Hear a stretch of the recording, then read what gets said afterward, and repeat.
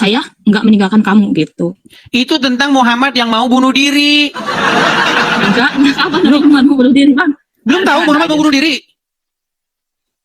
Belum tahu. Buset, pantesan. Oh ya lupa. Pantesan dia masih Islam. Bentar. Waduh. Jadi tidak tahu. Saya ngerti agama Islam, makanya saya.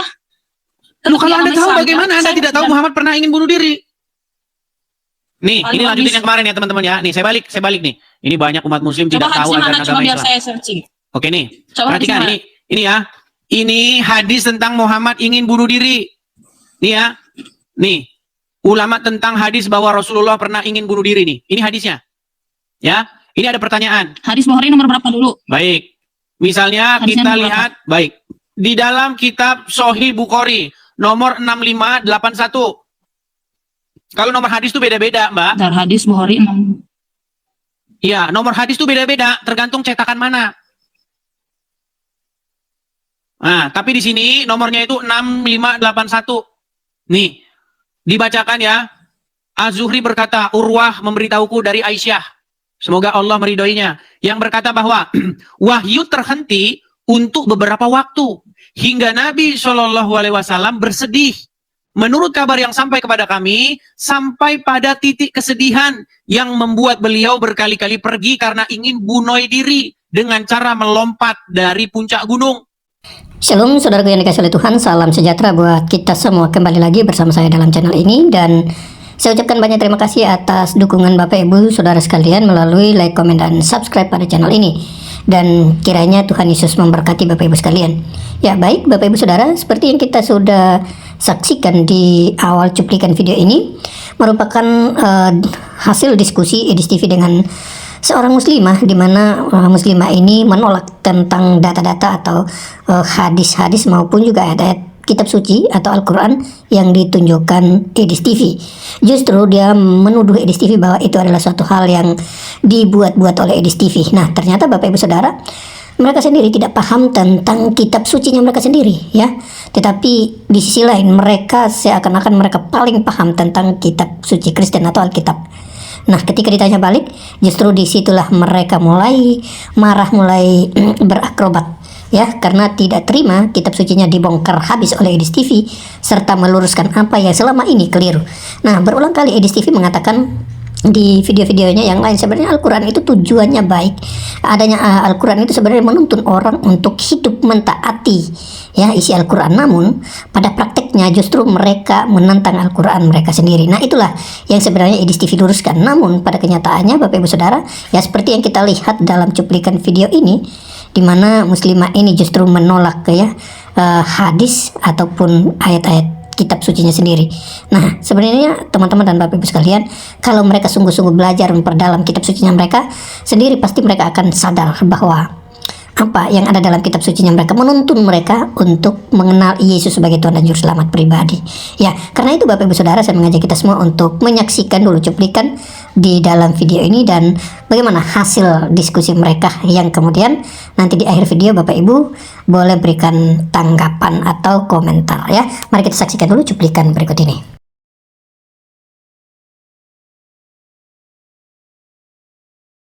Saya nggak meninggalkan kamu gitu. Itu tentang Muhammad yang mau bunuh diri. Enggak apa namanya Muhammad mau bunuh diri, Bang? Belum tahu Muhammad mau bunuh diri? Belum tahu. Buset, pantesan. Oh ya lupa. Pantesan dia masih Islam. Bentar. Waduh. Jadi tidak tahu. Saya ngerti agama Islam, makanya saya.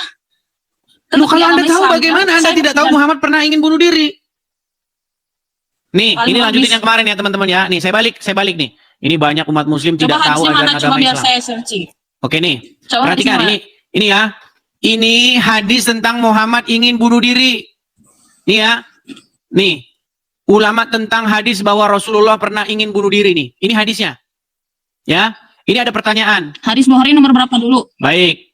Misalnya hadisnya kita lihat, baik. Di dalam kitab Sahih Bukhari nomor 6581. Kalau nomor hadis itu beda-beda, Mbak. Dar hadis Bukhari 6. Iya, nomor hadis itu beda-beda, tergantung cetakan mana.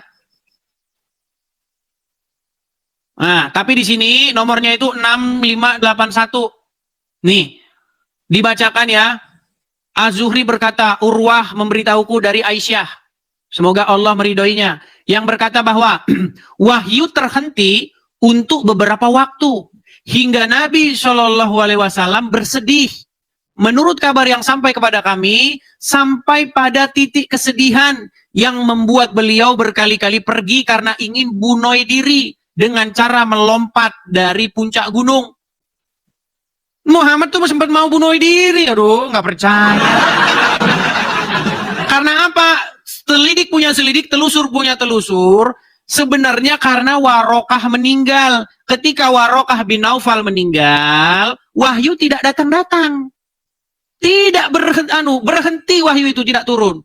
Akhirnya Muhammad pusing, dia sedih, dia ingin bunuh diri. Nah, menurut hasil penyelidikan saya, tentulah itu karena selama ini wahyunya berasal dari Warokah bin Naufal. Seorang Nasrani yang mengerti kitab-kitab terdahulu. Nih, setiap kali beliau naik ke puncak gunung untuk melemparkan dirinya, Jibril menampakkan diri dan mengatakan, wahai Muhammad, sesungguhnya engkau betul-betul Rasulullah. Nah ini. Muhammad sempat mau bunuh diri, Mbak Muhammad Nazir. Sekarang percaya? Ya, tapi di sini kan Bang, coba di sini kan ada redaksi hadisnya. Coba tunjukin Menurut versimu. kabar, Agak burem. Kabar yang sampai, kelihatan nggak? Agak burem. Menurut kabar yang sampai kepada kami, berarti itu tuh berarti ada redaksi Nabi Muhammad ingin bunuh diri. Itu tuh cuman kabar aja, Bang. Cuman kabar. Terus Muhammad memerintahkan ini tuh bukan kabar. Waduh, kabar itu bukan kabar apa? Apa sih arti hadis? Arti hadis tahu nggak apa? Hadis itu artinya apa? Arti hadis itu nggak saya tanya. Arti hadis itu apa? Perkataan. Iya, Kalau hadis bahasa, itu artinya kata-kata, berita, kabar, informasi. Itu hadis itu. Riwayat. Tapi kan di sini, Bang, di sini kan ada nih ya penjelasannya. Penambahan redaksi itu bukan berasal dari Aisyah. Inilah kalau hadis yang bikin bangkrut, kalau hadis yang bikin rugi, sama mereka dipalsu-palsui. Nih, saya tunjukin saja ya hadisnya ya, nih. Itu hadis itu ada di dalam Sahih Muslim, Sahih Bukhari, ya, ada semua itu hadis-hadis. Itu jelas sekali hadisnya. Ya. Nih, hadis tentang Muhammad ingin bunuh diri ada. Tapi menurut Syekh Az-Zuhri, beliau mengatakan bahwa ketiga kabar dari Az-Zuhri atau selain dia tidaklah diterima karena status sanad dari hadis ini adalah terputus. Malsu-malsuin. Iya, itu adalah salah satu upaya umat muslim. Pokoknya gini, kalau hadis bikin rugi, bilang sanadnya terputus. Bilang tidak sahih, bilang ini pelupa. Sekarang saya mau tanya, lebih pinteran, apakah Bukhari termasuk orang-orang yang tidak paham hadis? Gini Mbak, Muslim itu akui nggak bahwa Bukhari itu orang yang pinter hadis? Ya. Oke, sudah masuk belum dalam kitabnya dia itu, kitab Sahih Bukhari? Itu sama seperti hadis Aisyah Aisyah dinikahi Muhammad ketika berumur 6 tahun dan digauli ketika berumur 9 tahun. Sama umat muslim zaman sekarang, itu akan dipalsu-palsukan. Iya. Karena bikin rugi. Bang, kalau lihat dari, enggak bentar dulu. Kalau dilihat dari konteks zaman itu, memang udah lazim perempuan dinikahi di usia seperti itu. Oke, siapa orangnya yang Jadi menikahi anak umur segitu? Mengapa disebut lazim? Banyak. Coba sebutkan satu orang. Raja-raja Romawi. Romawi di zaman Muhammad. Iya. Coba masyarakat di tengah-tengah kota Mekah, di tengah-tengah kota Madinah, kalau memang tadi Mbak Muhammad mengatakan itu adalah hal yang lumrah dan lazim, sebutkan satu orang di zaman Muhammad yang seperti Muhammad menikahi anak di bawah umur. Siapa namanya? Mana literaturnya? Benar. Agak dari mana? Itu adalah syubhat atau jawaban yang digembar-gemborkan untuk membela Muhammad mati-matian. Pada zaman itu sudah lumrah. Ngarang. Mana? Siapa orangnya? Umur 6 tahun itu baru masuk kelas 1 SD. Masih ingusan, meler masihan ini. Masih begitu-begitu. Bahkan Aisyah itu masih main boneka-bonekaan. Aisyah itu masih main boneka. Ada hadisnya.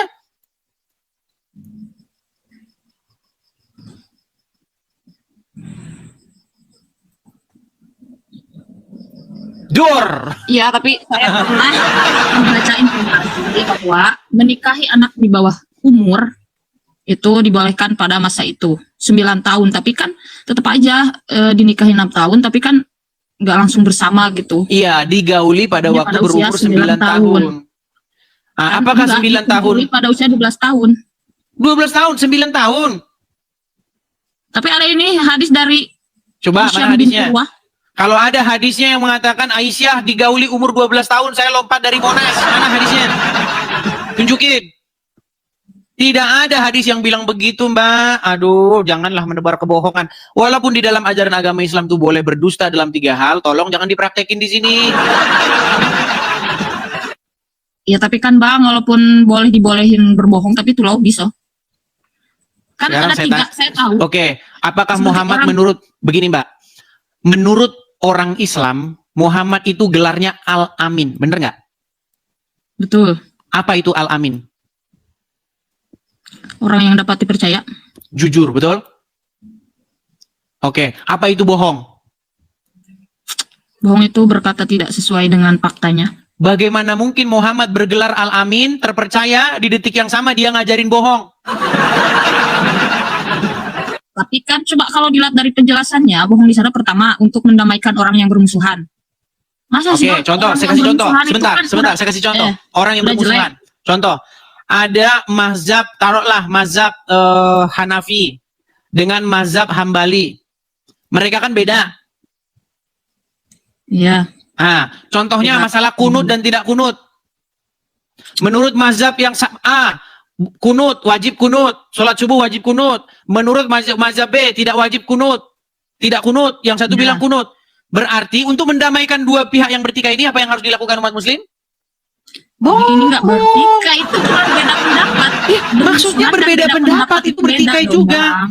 Mendamaikan Enggak. orang yang bertikai, salah satunya jika ada mazhab yang berbeda, Cuma maka beda pendapat dan solusinya bertikai berbohong. itu beda Solusinya definisinya, Kak. Beda definisinya. gimana? Beda pendapat dan bertikai itu jelas beda definisinya. Saya yakin Anda lebih pintar dari saya untuk Oke, memahami ada kata-kata saya. Oke, orang yang berbeda pendapat masalah kunut dan tidak kunut, mereka itu bertikai secara akidah nggak? Enggak. Bullshit. Oke lah. Itu syariat doang, Oke lah. Islam itu ada fikih itu Baik. syariat. Kalau kita enggak Baik. bertengkar, semuanya Coba sama. buka. Oke, coba Mbak Muhammad Nazir, coba buka Quran surat Al-Ahzab ayat yang ke-70. Bentar. KS. Al-Ahzab atau surat yang ke-33, Ayat berapa? 33. 70, ayat yang ke-70. Ya ayyuhallazina amanu apa? Kan Arabnya bentar. Hmm. Bentar dulu Bang. Saya buka Sabar, webnya. apa-apa. Kita punya seharian di sini waktu, santai saja. Ya ayyuhalladzina amanu taqullaha wa qulu qawlan sadida. Hai Apa orang yang artinya? beriman. Hai orang-orang beriman, bertakwalah kamu kepada Allah dan katakanlah perkataan yang benar. Oke, Al-Quran suruh bilang perkataan yang benar atau yang bohong?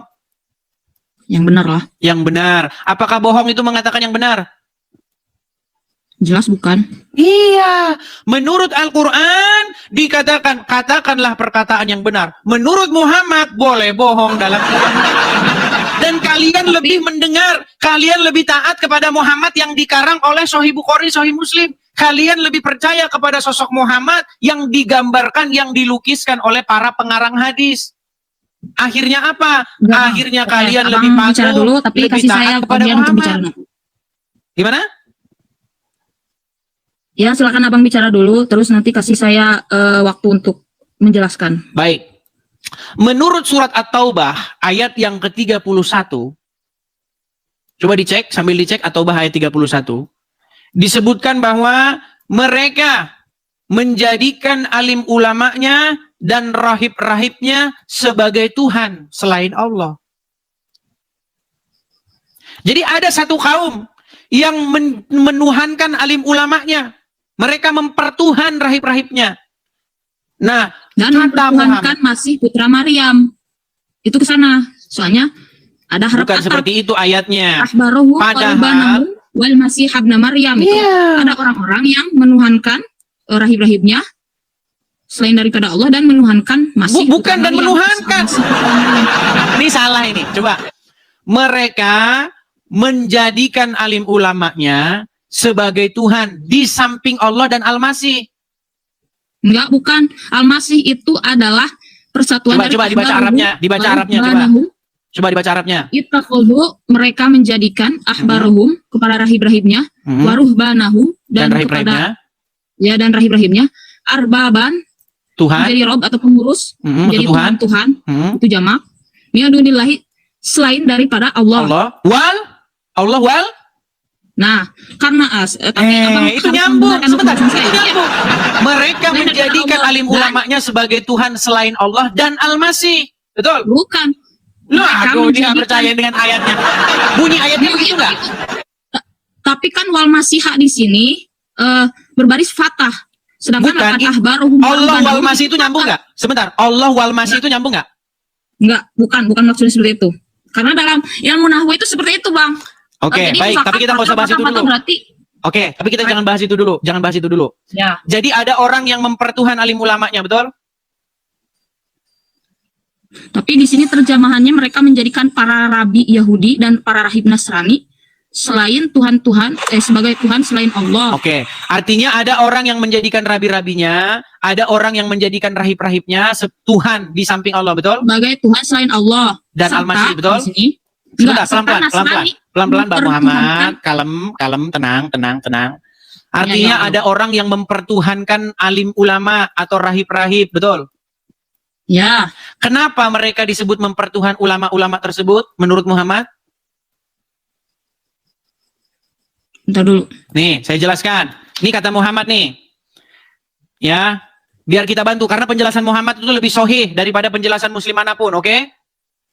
Oke?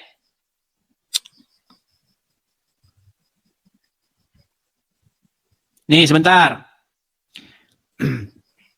Di dalam tafsir Ibnu Katsir, Muhammad menjelaskan ayat ini. Perhatikan ya, saya bantu. Nanti inilah bukti umat Islam sudah mempertuhan Muhammad nih. Perhatikan. Enggak. Lihat ya. Saya enggak Surat setuju. At-Taubah ayat 31. Perhatikan.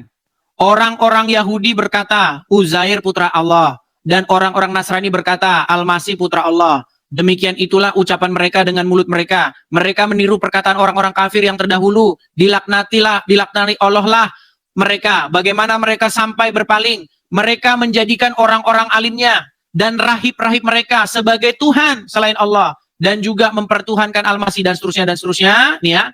Nih, nanti Muhammad menjelaskan ayat ini. Perhatikan.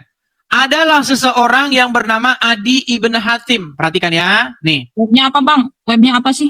Nih, Itu tafsir nama-nama. Ibnu Katsir. Tafsir Ibnu Katsir. Ya. Nah, di sini apa yang dikatakan Muhammad? Perhatikan. Pernah ada seorang yang memprotes ayat ini. Bentar ya. Perhatikan. Saya kasih tunjuk ada orang yang pernah datang kepada Muhammad bertanya tentang ayat ini. Nih, lihat ya. Coba Mbak Muhammad Nazir, saya bacakan saja dari sini. Percayalah sama saya tidak mungkin mengada-ngada, Mbak. Nanti bisa Anda cek. Sudah? Tolong lihat kemari. Oke, lihat ya. Nih. Bahwa sampai kepadanya dakwah dari Rasulullah. Sampai kepada Adi ibn Hatim. Ya. Ia lari ke negeri Syam. Sejak zaman jahiliyah, ia telah masuk agama Nasrani. Kemudian saudara perempuannya ditahan bersama sejumlah orang dari kaumnya. Lalu Rasulullah menganugerahkan kebebasan kepada saudara perempuan Adi ibn Hatim yang memberinya hadiah. Makasih. Nih, saudara perempuan Adi ibnu Hatim kembali kepada saudara laki-lakinya dan menganjurkannya untuk masuk Islam dan menghadap kepada Rasulullah SAW. Akhirnya Adi datang ke Madinah. Dia adalah pemimpin kaumnya, yaitu kabilah Tayyi, dan ayahnya yaitu Hatim At-Tayyi terkenal dengan kedermawanannya. Maka orang-orang Madinah ramai membicarakan kedatangan Adi ibn Hatim yang mau masuk Islam. Nah, kemudian Adi masuk menemui Rasulullah. Sedang pada leher Adi tergantung salib yang terbuat dari perak. Saat itu Rasulullah sedang membacakan firman-Nya nih. Muhammad lagi baca At-Taubah 31. Mereka menjadikan orang-orang alim dan rahib-rahib mereka sebagai Tuhan selain Allah. Kemudian Adi melanjutkan kisahnya bahwa ia menjawab, sesungguhnya ya Rasulullah, mereka tidak menyembahnya. Rasulullah bersabda, tidak. Sesungguhnya mereka mengharamkan hal yang halal bagi para pengikutnya dan menghalalkan yang haram bagi mereka. Lalu mereka mengikutinya. Yang demikian itulah ibadah mereka kepada orang-orang alim dan rahib-rahib mereka. Nih ya. Kemudian Rasulullah bersabda, hai Adi, bagaimanakah pendapatmu? Ini singkat cerita dia masuk Islam. Jadi kata Muhammad, orang menuhankan alim ulamanya ketika mereka lebih patuh kepada alim ulamanya ketimbang patuh kepada Allah. Contohnya, ulama bilang darah halal, padahal Allah bilang darah haram. Jadi ketika ulama mengharamkan yang halal atau menghalalkan yang haram, umat lebih taat kepada ulama itu. Nah, inilah yang dilakukan oleh umat muslim sekarang. Menurut Al-Quran surat Al-Ahzab ayat 70, ya ayyuhallazina amanu, wahai orang-orang yang beriman, katakanlah perkataan yang benar. Tapi kata Muhammad, boleh bohong. Dan umat muslim lebih patuh, lebih taat kepada Muhammad ketimbang kepada Allah. Makanya saya bilang, kalian sudah mempertuhan Muhammad menurut penjelasan Muhammad sendiri.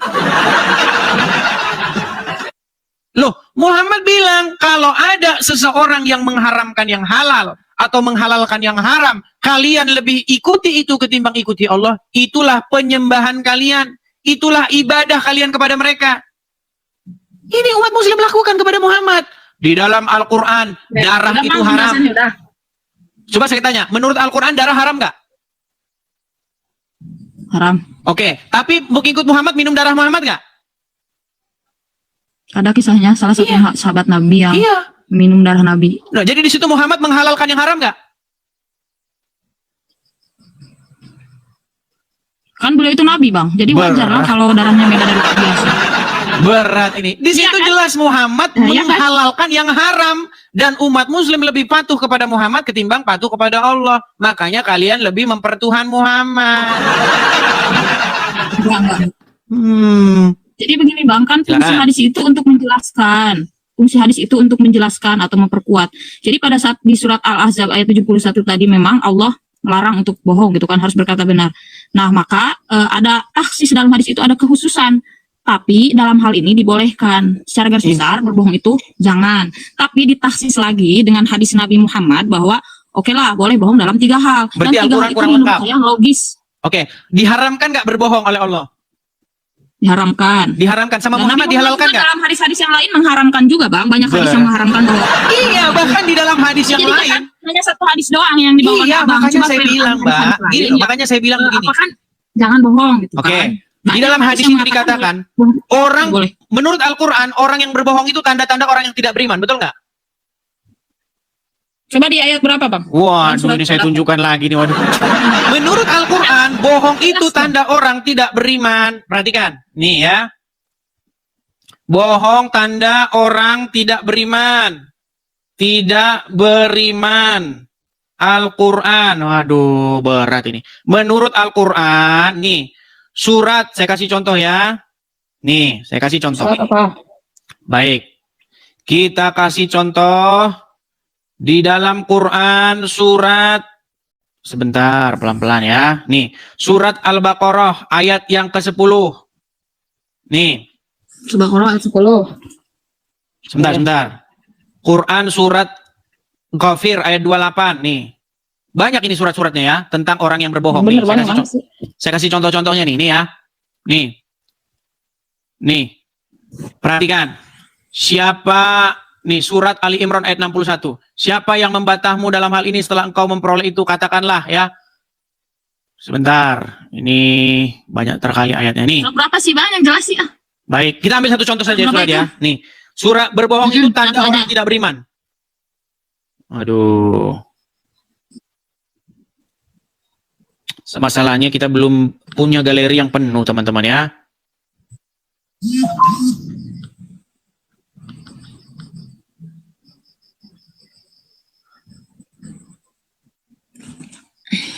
Sabar. Tapi tetap aja sih kan 3 hal bohong itu kan emang logis lah. Coba pasti saya yakin hati kalian kalau dengan bersih menerimanya itu logis. Orang yang bertikai ya kita damaikan. Misalkan seorang suami Perhatikan. berbohong kalau istrinya itu cantik, baik, nih. itu kan ya nggak Nih. apa-apa sih. Surat An-Nahl ayat 105. Sesungguhnya yang mengada-adakan kebohongan hanyalah orang yang tidak beriman. Nah, orang yang mengada-adakan, yang mengada-adakan sesuatu yang nggak ada dibilang ada, yang bohong, itu adalah orang-orang yang tidak beriman kepada ayat-ayat Allah, dan mereka itulah orang-orang pendusta. Betul. Bahkan dikatakan dalam hadis, orang yang sama, Muhammad yang sama bilang, bohong itu nggak boleh, bahkan dalam keadaan bercanda, nggak boleh. Tapi Muhammad yang sama ngajak boleh itu bercanda. Gimana? Tapi kan beda konteks antara bercanda dan mendamaikan orang Oke, yang sekarang sedang menurut bertikai hadis boleh nggak bohong? atau suami istri. Menurut hadis boleh nggak bohong? Nggak boleh. Nggak boleh. Nggak boleh. Nggak boleh, bahkan dalam keadaan Iya. bercanda, betul? Tapi Iya. menurut hadis yang sama, Kan Muhammad banyak hadis membolehkan yang nggak mengatakan berdusta nggak dalam boleh 3 hal? Boleh. Iya, makanya saya bilang umat muslim bingung, boleh tapi nggak boleh, boleh tapi boleh. Menurut saya yakin abang lebih pintar dari saya. Dari 3 hal tersebut itu kan berbohongnya pertama orang mendamaikan orang yang sedang bertikai, ya kan? Kedua, apa tuh? Berbohong antara suami dan istri. Iya, seperti misalkan suaminya gombal, ih kamu cantik. Ya boleh lah bang, masa misalkan istri Bukan begitu bohong yang dimaksud. kata abang, kamu Contoh, jelek saya banget kasih sih, contoh. misalkan. Saya kasih contoh nih, Kira-kira sebentar. rumah tangganya bakal bertengkar nggak?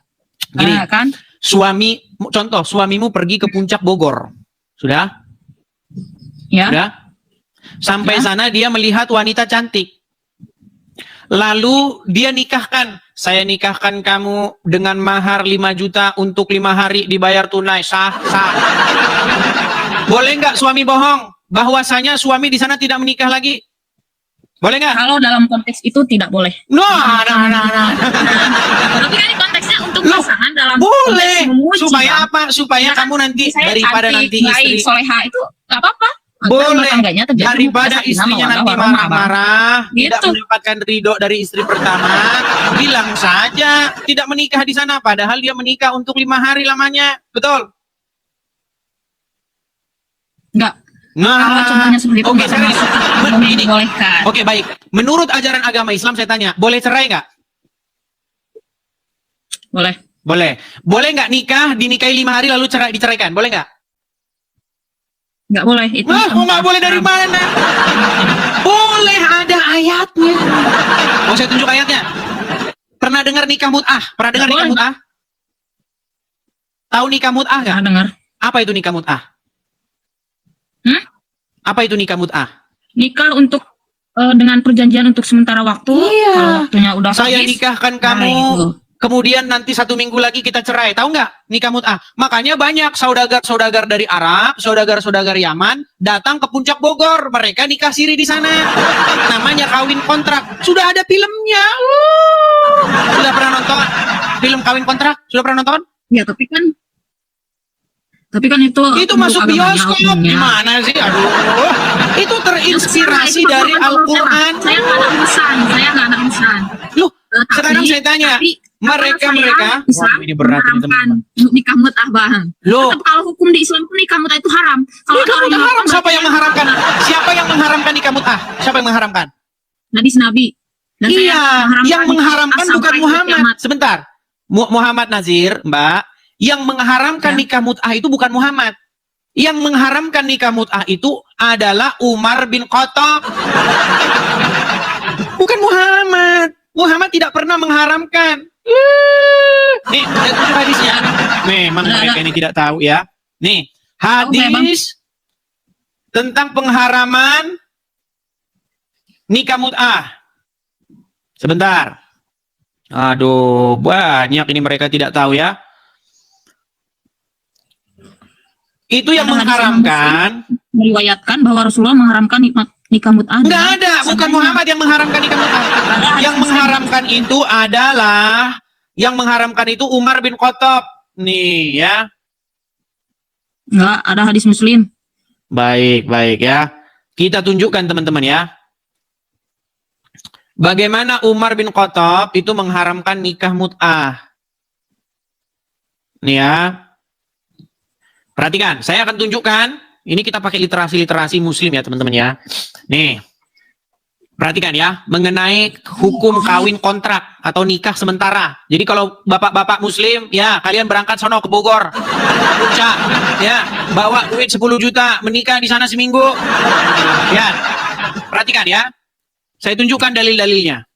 Bagaimana Umar bin Khattab itu melarang, ya, melarang nikah mut'ah ini. Nih, dalam hadis yang diriwayatkan At-Tirmizi, Abdullah bin Abbas, ya, RA mengatakan bahwa nikah mut'ah pernah dibolehkan di awal-awal pensyariatan. Saat itu, seorang yang mengembara di suatu negeri tanpa memiliki pengetahuan, beberapa lama akan tinggal. Lalu dia menikah dengan seorang wanita sekedar masa bermukim di negeri itu. Istrinya itu memelihara hartanya dan mengurusinya hingga turunnya ayat yang berbunyi. Nih, ayatnya berbunyi nih. Itu ada suratnya. Ya, aduh jangan ditutup kameranya. Sebagaimana Al-Quran, nih perhatikan ya, nah ini saya bacakan lagi nih. Misalnya tentang mut'ah dibolehkannya ketika terpaksa, setelah itu diharamkan. Seperti apa yang diriwayatkan oleh Ali bin Abu Thalib dan beberapa sahabat yang lain. Antara lain sebagai berikut, dari Saburah al-Jurhani.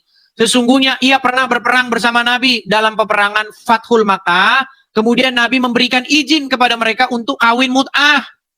Ya, katanya kemudian Saburah tidak pernah keluar sehingga Rasulullah mengharamkan kawin mut'ah itu. Ini nikah mut'ah ini yang mengharamkan ini kontroversi sampai Umar bin Khattab. Umar bin Khattab akhirnya yang mengharamkan ini. Ya. Jangan dibalik kameranya, jangan malu jadi orang Islam. Nih, katakan ya nih. Dalam satu riwayat dari Arabi, ini perhatikan. Wahai manusia, ini kata Rasulullah nih. Wahai manusia, dahulu aku mengizinkan kamu nikah mut'ah. Kemudian ketahuilah bahwa Allah SWT telah mengharamkannya sampai hari kiamat. Dulu pernah dihalalkan. Nah, itu kan ada. Nah, berarti haram sampai hari kiamat. Oke, berarti sempat dihalalkan nggak? Berarti haram. Berarti pernah halal nggak? Apa? Pernah halal nggak? Zaman dulu. Pernah Aduh, sekali-kali karena lihat kondisi dan keadaan. Pernah halal nggak? Pernah halal nggak? Pernah saat zaman perang. Nih, saya tunjukin dalilnya ya. Di mana sebenarnya itu dalam Al-Quran? Nih, saya kasih tunjuk dalilnya dalam Al-Quran. Di dalam surat An-Nisa ayat yang ke-24. Nih. Waduh, memang orang Islam sulit ini dengan menerima kenyataan. Perhatikan. Nih, surat An-Nisa ayat yang ke-24. Lihat ya. Oke. Dan diharamkan juga kamu mengawini wanita yang bersuami, kecuali wanita yang bersuami pun boleh. Yaitu wanita-wanita yang bersuami yang keadaannya seperti apa? Yang sudah jadi budak yang kamu miliki. Sebagai ketetapannya atas kamu. Dan dihalalkan bagi kamu yang selain yang demikian itu, mencari istri-istri dengan hartamu. Untuk dikawini, bukan untuk berzina. Maka istri-istri yang telah kamu nikmati, maksudnya telah disetubuhi ya, di antara mereka, berikanlah kepada mereka maharnya. Berikan bayarannya sebagai suatu kewajiban. Nah ini. Dan tiadalah mengapa bagi kamu terhadap sesuatu yang telah kamu saling merelakannya sesudah menentukan mahar itu. Jadi kalau kalian sudah saling merelakan, oke seminggu kita cerai ya. Iya. Yang penting maharnya sudah dibayar. Merelakan dia merelakan mahar, ya udah berarti nggak apa-apa. Misalnya kata perempuannya, nggak apa-apa lah, saya nggak kasih mahar. Ini masalah nikah mut'ah. Kalau nggak percaya baca dalam tafsir-tafsirnya. Ini loh, banyak ini. Ini berbicara tentang nikah mut'ah. Gimana sih? Ini baca di sini banyak ini ya. Nih, baca aja di sini banyak ini. Yakni orang-orang yang menjaga kehormatannya dan menjauhi perbuatan zina. Nih, bukan untuk berzina, tapi untuk menikah. Ya dikasih maharnya. Yakni mahar yang kamu relakan. Nih, Rasulullah telah melarang dan mengharamkan nikah mut'ah. Ini tadinya tentang mut'ah ini. Tapi sayangnya tidak ada nasik mansuknya di Quran. Nih, yakni mahar yang kamu relakan untuk mereka. Rasulullah telah melarang dan mengharamkan nikah mut'ah. Diriwayatkan oleh Imam Bukhari dan Muslim dari Ali bin Abu Thalib. Ia berkata, Rasulullah telah mengharamkan nikah mut'ah dan daging keledai pada perang Khaibar. dan dikeluarkan oleh Imam Muslim dari Rabi bin Sini dan Sabura dari ayat dan seterusnya ini. Nih. Hai manusia, sesungguhnya dulu aku mengizinkan kalian untuk mengawini para wanita dengan nikah mut'ah. Dulu zaman Muhammad, Dan kamu kini saya kasih duit ya, Allah telah nikah kita 7 hari. mengharamkannya hingga hari kiamat. Berat Ya, ini tapi kan sekarang berat. ini kan sekarang, Bang. Karena tahu nggak Muhammad Nazir kenapa kamu jadi seperti ini? Karena kamu Ya, tapi karena kan konteksnya karena di saya zaman tahu karena sekarang, Pak. nalarmu Ini kan kita loh, ini lagi kok hidup seperti di zaman prostitusi sekarang. terselubung. Dengar, nalarmu kan berpikir ini kok macam seperti prostitusi terselubung. Kan kamu gitu kan? Nih, sesungguhnya dahulu Enggak, aku enggak. mengizinkan kalian. Ini Kini disesuaikan Allah dengan telah zaman, Bapak. mengharamkannya Disesuaikan hingga dengan hari zaman. kiamat.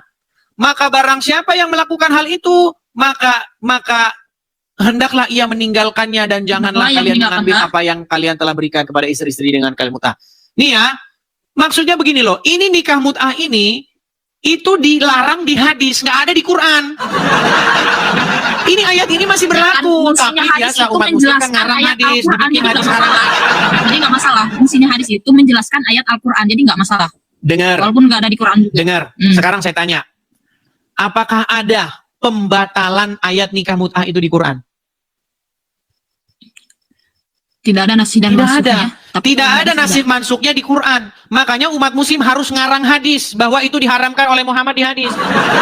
Kenapa? Kenapa saya mengatakan bahwa hadis itu karangan? Karena ada hadis yang selanjutnya mengatakan bahwa di zaman Umar bin Khattab menjadi khalifah, nikah mut'ah masih dilaksanakan.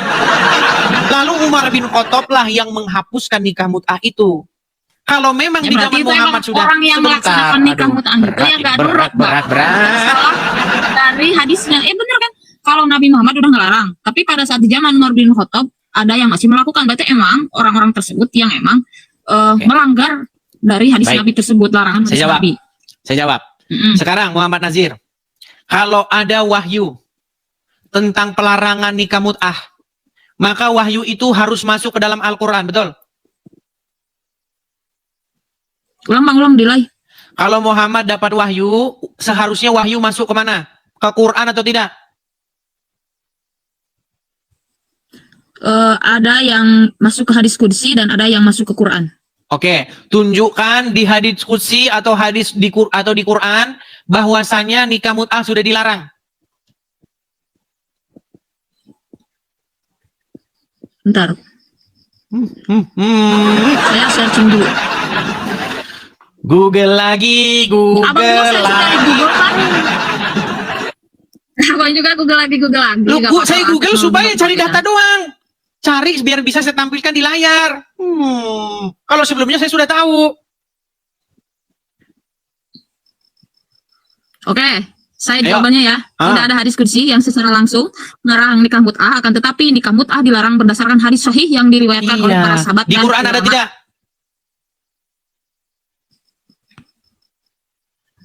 Terlalu pelarangan nikah mut'ah.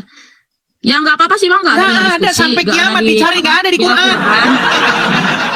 Yang penting di hadis ada, karena hadis Iya, juga menjadi sumber sekarang saya tanya. hukum bagi Mbak, agama Islam. sekarang Jadi saya nggak tanya, masalah. Menurut saya nggak masalah. Oke, begini Mbak. Kalau ada wahyu yang datang kepada Muhammad. Wahai Muhammad, nikah mut'ah sudah kuharamkan.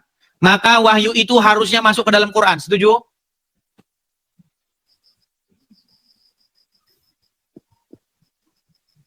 Nggak seharusnya juga sih. Berarti Muhammad tidak memasukkan wahyu-wahyu ke dalam Quran.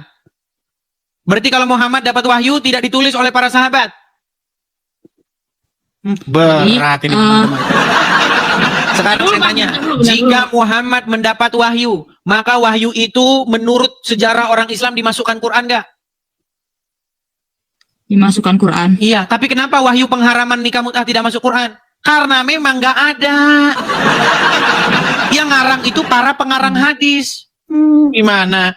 Emang nikah mut'ah nggak ada di Al-Quran pelarangannya, tapi dalam hadis ada, dan semua tingkah laku Nabi Muhammad, perkataannya itu bisa menjadi sumber rujukan, karena Al-Quran sendiri Apakah yang Muhammad melegalkan, Oke, menurut surat yang An-Nahl. melegalitaskan. Oke, coba baca surat An-Nahl ayat 3 dan 4. Bentar dulu, penjelasan saya dulu Bang, dengerin dulu. Jangan. Kenapa perkataan Nabi Muhammad harus dituruti? Kan memang sudah dilegalitas oleh Al-Quran. Kata Allah kan, apa itu? Sesungguhnya Nabi Muhammad itu berada pada contoh yang baik. Laqad kana lakum fi Rasulillahi uswatun hasanah. Jadi apa Baik. yang beliau sabdakan, apa yang beliau lakukan berarti itu baik. Gitu. Oke. Menikahi Jadi anak di kalau bawah ada umur baik. juga semuanya sih. Menikahi anak di bawah umur baik. Tergantung konteks zaman. Nah, tergantung konteksnya lagi sekarang. Semuanya berubah kan? Katanya tadi baik, sekarang nggak baik. Berarti suri tauladannya itu bukan sepanjang masa. Sepanjang masa. Kalau sepanjang masa berarti sekarang baik nggak menikahi anak di bawah umur? Tergantung, Bang. Tergantung terus ini gimana? Anak di bawah umur zaman dulu, zaman Nabi Muhammad, segede apa, sedewasa apa, secerdas apa. Dan Baik. anak di bawah umur zaman sekarang, beda, jelas Baik. beda. Pola pikir Baik. jauh menurut saya. Karena Oke, pengaruh baik. makanan, Apakah cuaca, umur dan 6 tahun, apakah umur 6 tahun di zaman Muhammad itu anak di bawah umur atau dewasa? bisa saja disebut di bawah umur atau bisa juga disebut dewasa. Tergantung orangnya. Umur 6 tahun sudah dewasa? Tapi kan tidak ada syarat harus menikahi wanita dewasa, Bang. Tadi katanya segala yang dilakukan Muhammad itu contoh yang baik. Sekarang kita ambil contoh yang dilakukan Muhammad ternyata tidak baik. Ini gimana sih? Muhammad menyuruh wanita menyusui pria yang dewasa. Tahu nggak? Mana hadisnya? Waduh, banyak nggak taunya dia teman-teman. Jadi gini, Bang, abang itu kan seorang akademik, jadi pasti kecil atau besarnya pasti mencari kesalahan agama yang abang bahas, atau mencari sesuatu. Kesalahan. Oh, sudah salah kok dicari kesalahannya. Enggak, Pernah dengar hadis itu nggak? Bahwa Muhammad menyuruh wanita yang sudah dewasa menyusui pria yang sudah dewasa, yang bukan suaminya. Pernah dengar hadis itu? belum pernah. Belum pernah. Kita kasih tunjuk teman-teman. Kita harus bersabar ya teman-teman ya. Karena banyak muslim tidak tahu hadis ini. Jadi teman-teman jangan bilang temanya kok sama dengan yang kemarin ya. Karena banyak muslim yang kemarin tidak datang ya. Baik. Karena muslim kemarin tidak datang, jadi teman-teman sabarlah terhadap muslim yang kemarin belum datang dan belum tahu ya. Lihat. Mbak Muhammad Nazir Hussein. Perhatikan. Perhatikan ya. Dari Hadis Aisyah. apa itu? Coba saya kasih tahu. Hadis Bukhari misalkan nomor berapa? Oke, Saya baik. searching dulu dong. Hadis, Bu, ini hadisnya. Ya, ini juga hadisnya. Ini hadisnya. Hadis apa, Bang? Banyak nih Hadis hadis-hadisnya. Bukhari atau Muslim? Sahih Muslim, Sahih Bukhari banyak nih. Sahih Muslim, Sahih Bukhari banyak sekali hadis-hadisnya nih. Ya, Iya, tapi maksudnya nomornya berapa lebih spesifiknya? kalau nomor mah beda-beda, Mbak. Nomor hadis itu nggak sama. Ada yang bilang nomornya sekian, dikit. Tergantung siapa yang ngeluarin, penerbitnya siapa. Kalau nomor hadis itu nggak pernah sama. Jilid mana, buku penerbit siapa. Makanya beda-beda nomor hadis. Makanya isinya saja. Nih webnya nih, Coba webnya nih. linknya aja coba apa itu? Rumahfikih.com. Oke, rumahfikih.com. Nih, ada pertanyaan. Fikih. Benarkah Aisyah bolehkan laki-laki dewasa menyusu pada wanita biar jadi mahram? Nih, ini ada pertanyaan nih. Assalamualaikum Pak Ustadz. Semoga dirahmati dan diberikan kesehatan oleh Allah. Saya pernah membaca hadis Pak Ustadz tentang anjuran Rasul kepada seorang wanita dewasa untuk menyusui anak angkatnya yang sudah dewasa supaya menjadi mahramnya. Benarkah bahwasanya Siti Aisyah menyetujui bahwa ini adalah cara menjadikan laki-laki dewasa menjadi mahram wanita yang menyusuinya? Sehingga ada ulama besir yang berfatwa konyol membolehkan menyusui wanita sudah dewasa. Ini. Lalu bagaimana dan seterusnya ini nih ditunjukin nih dalil-dalilnya. Nih benar nih ya. Memang tidak dipungkiri fakta bahwa Aisyah adalah satu-satunya di antara para sahabat Nabi yang berpendapat bahwa laki-laki yang sudah balik bisa menjadi mahram dengan seorang wanita kalau dia menyusui kepadanya. Nih, ini jelas nih. Hadis pertama nih dari Aisyah bahwasanya Salim bekas budaknya Abu Huzaifah ikut bersama Abu Huzaifah di rumah mereka. Lalu istri Abu Huzaifah ya, anak perempuan Suhail datang kepada Rasulullah. Sesungguhnya Salim sudah balik dan akalnya pun sebagaimana pria dewasa. Itu hadis itu beliau pendapat Aisyah, Bang, bukan pendapat Nabi Muhammad, dan seluruh ulama 4 madhab menolak pendapat beliau. Aisyah dapat dari mana? Menolak pendapat Oke, Aisyah dapat dari mana? Bahwa Nabi berkata, ini Aisyah bilang bahwa Nabi pernah berkata kepada istrinya Abu Huzaifah, sesungguhnya Salim telah balik dan akalnya pun sebagaimana umumnya orang dewasa dan dia berada di rumah kami. Sedangkan aku menyangka pada diri Abu Huzaifah ada kecemburuan. Berkenaan dengan hal itu, bagaimanakah yang demikian itu? Nabi bersabda kepadanya, susuilah dia, maka kamu menjadi haram kepadanya, dan akan hilanglah sesuatu pada diri Abu Huzaifah. Kamu kalau saya bacain, kamu malah baca yang lain. Kenapa kamu tidak percaya dengan saya sih? Saya ini nggak ngarang, saya ini baca.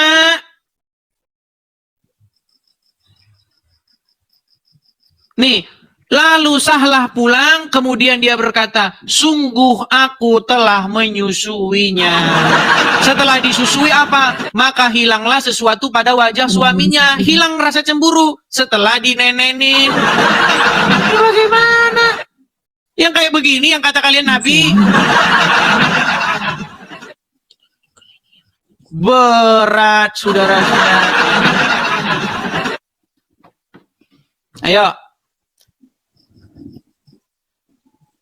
Jangan terguncang, jangan terguncang. Kalau terguncang, gini, saya dari tadi kan cerita Islam. Coba Muhammad Nazir. Waduh, dia kayaknya udah anu dia.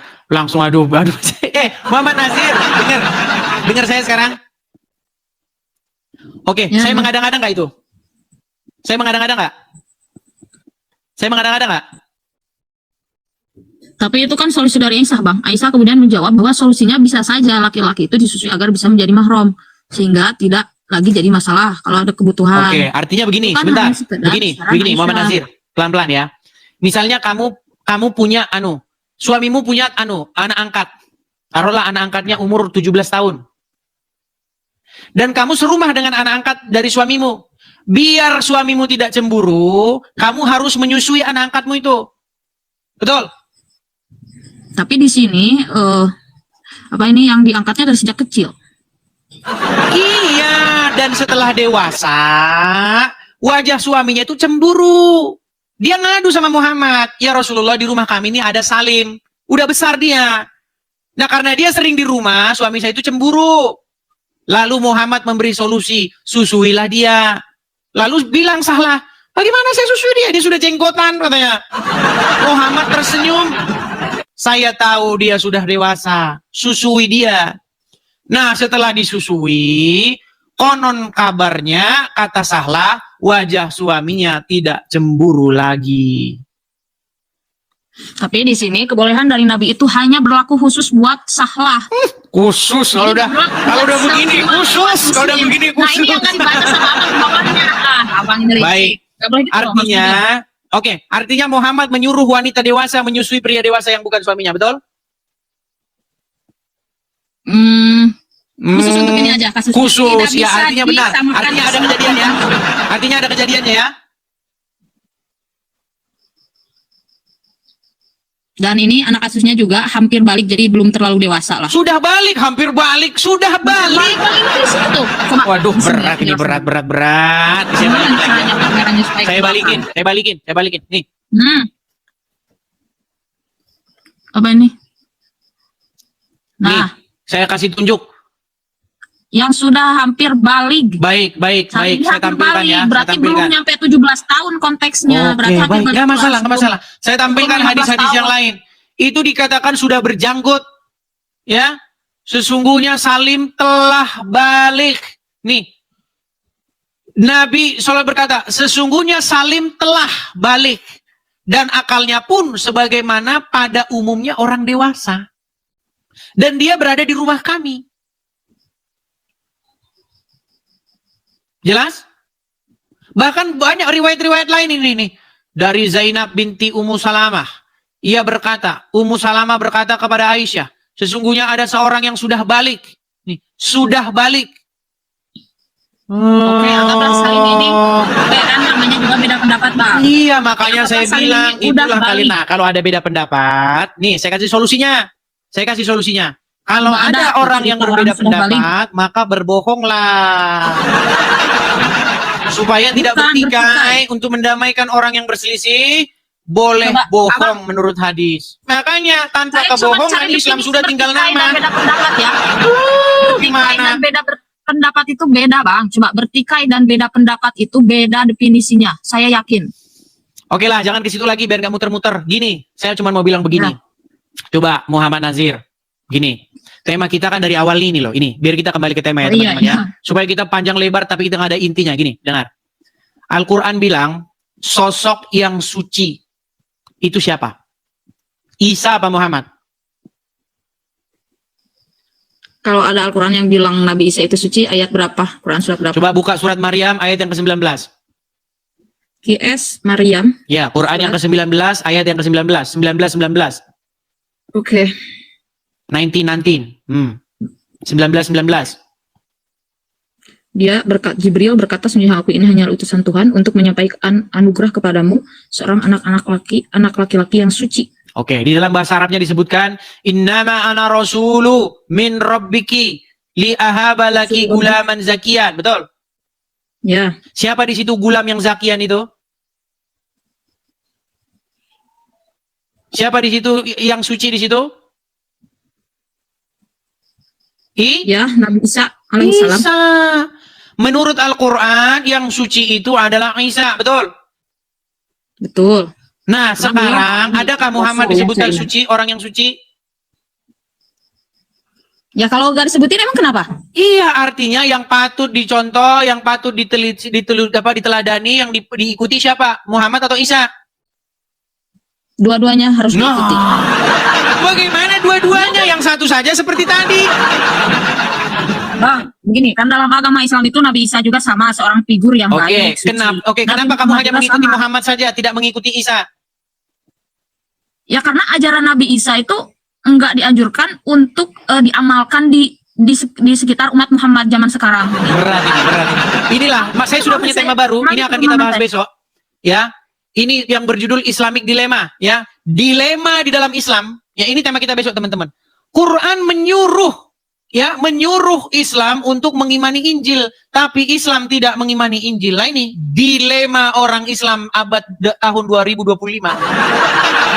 Sekarang saya tanya. Sekarang saya tanya, kamu disuruh beriman kepada Injil nggak? Iya. Kenapa kamu tidak beriman kepada Injil? Oke, dalam pemahaman saya ngaji di pesantren, bentar dulu Bang, kasih saya penjelasan. Iman di sana itu kita boleh atau harus mempercayai bahwa Allah pernah menurunkan kitab Zabur, Injil dan Taurat, tapi tidak diwajibkan untuk mengamalkannya. Yang harus diamalkan sekarang itu adalah Al-Quran. Berat. Ya, benar. Emang gitu kan. Jadi kamu tidak percaya bahwa Allah. Jadi kamu tidak percaya kepada Injil. Percaya bahwa Allah Mana ayatnya? Disuruh percaya bahwa Allah menurunkan atau disuruh percaya kepada Injil itu? Yang di dalamnya terdapat petunjuk dan cahaya. Ya itu sesuai pemahaman saya dulu pernah ngaji gitu. Makanya teman-teman, mereka ini korban ustadz-ustadznya. Kenapa? Kalau sampai umat muslim baca Injil, nanti kitab-kitab karangan ustadz kagak laku, gak ada yang bilang. Loh, bayangkan betapa kitab-kitab karangan ulama itu telah menjadi bisnis yang menggiurkan. Makanya dicetak terus. Biar umat muslim beli terus. Kalau sempat umat muslim baca Injil, nanti kitab-kitab mereka nggak laku. Nih, saya tunjuk lagi ya. Bang, definisi iman itu kan percaya. Ya udah percaya aja. Allah pernah menurunkan kitab Injil. Udah. Baik. Perlu sampai mengamalkan, nggak wajib. Udah itu kan hak prerogatif saya sebagai muslim. Jadi sebenarnya abang nggak bisa mengorek-ngorek lagi. Karena itu tapi kan itu bukan baca Quran. Apa yang disebutkan Al-Quran? Di dalam surat Al-Maidah ayat yang ke-46. Saya bacakan. Nih ya. Di dalam surat Al-Maidah ayat yang ke-46, apa dikatakan? Perhatikan. Sabar ya. Nih, coba kamu yang baca atau saya? Saya aja. Arabnya atau nih. gimana?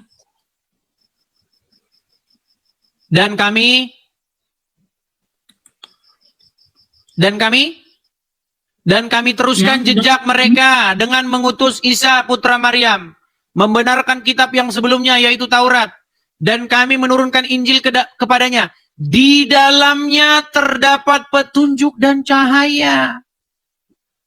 Betul? Ya, jadi di dalam Injil terdapat petunjuk dan cahaya, betul gak? Betul. Kenapa kamu tidak mau beriman kepada kitab Injil? Saya beriman, Bang. Coba definisi iman itu apa? Percaya kan? Iya. Apa yang kamu percaya dalam kitab Injil? Di dalam Injil, jangan kamu berdusta, jangan berbohong. Katakan iya jika iya, katakan tidak jika tidak. Tapi kamu lebih percaya kepada kitab Sahih Bukhari. Boleh berdusta. Ya kan? Kalian ini disuruh beriman kepada kitab sebelum Al-Quran, tapi malah kalian beriman kepada kitab sesudah Al-Quran, namanya kitab Bukhari.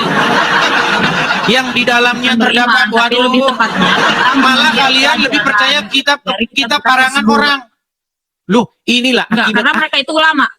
Loh. Karena beliau-beliau itu ulama, Sahih Bukhari, Berat ini, beliau itu teman-teman, ulama dan mengikuti ulama itu memang diharuskan karena ada ayat Al-Qur'annya. Emang Al-Qur'an yang sudah melegalitaskannya. Baik. Fas'alu ahla dzikri in kuntum la ta'lamun. Baik. Bertanyalah kepada orang yang ahli di bidangnya, kalau kau tidak tahu ya ahli dalam bidang Oke. ilmu agama itu ya Oke. ulama. Menurut Berarti Al-Quran, benar. siapa yang harus ditanya? Fas'alu ahla dzikri in kuntum la ta'lamun. Orang yang mengetahui di bidangnya. Siapa orang-orang yang mengetahui itu? Ya kalau misalkan dia Ahli kitab. Ahli kitab. Nih, inilah ketika kalian telah mempercayai ulama-ulama kalian. Lihat nih.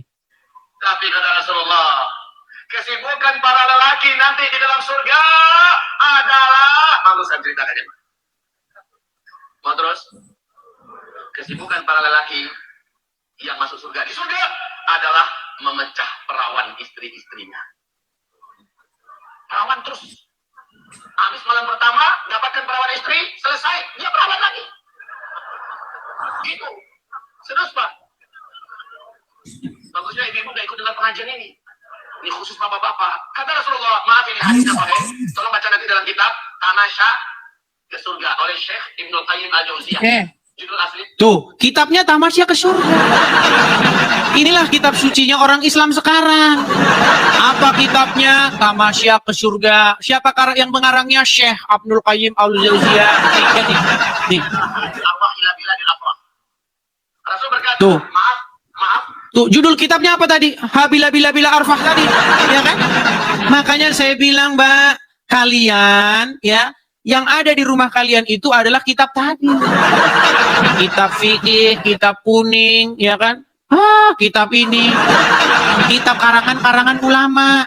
Sementara Al-Quran menyuruh Ya nggak kalian apa-apa beriman karena kepada beliau kitab mereka itu sebelum ahli Al-Quran. zikri, orang yang paham ilmunya, Bang. Jadi nggak apa-apa karena sudah dilegalitaskan dalam Al-Qur'an kalau kita itu harus mengikuti ahli zikri atau orang yang berilmu di bidangnya. Oke, siapa itu Jadi orang-orang yang nggak berilmu? Ulama. Oke.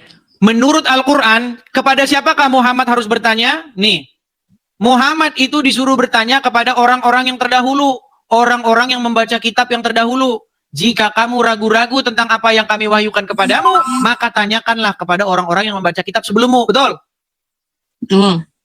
Nah terus kenapa Anda bilang malah bertanya kepada kitab-kitab sesudah Al-Quran? Nah, zaman sekarang Nabi Muhammadnya udah ingin meninggal. Waktu Muhammad hidup, Muhammad tanya kepada siapa? Ya kalau menurut pendapat Abang. kepada Pendapat kita, Bang. saya, menurut Al-Quran. Ya enggak, tapi saya belum percaya sama Abang 100%. Baik, Oleh karena itu coba berikan saya datanya. saya tunjukkan ya. Oke.